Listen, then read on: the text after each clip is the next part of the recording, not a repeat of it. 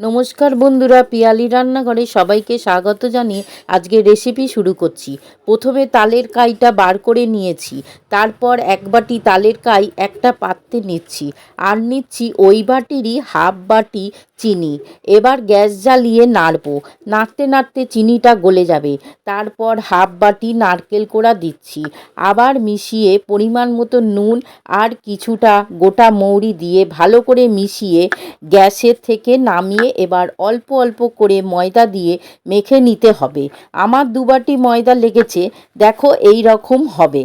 তারপর একটা ফুটো থালায় একটু তেল ব্রাশ করে নিয়ে তালের মাখা থেকে অল্প নিয়ে হাতের সাহায্যে গোল গোল করে থালায় সাজিয়ে নিচ্ছি। তারপর কিছুটা জল গ্যাসে ফুটতে দিয়েছি, তার উপর সাজিয়ে রাখা তালের বড়াগুলো থালায় বসিয়ে তার উপর আরেকটা থালা চাপা দিয়ে 15 মিনিট পর দেখো কত সুন্দর হয়েছে।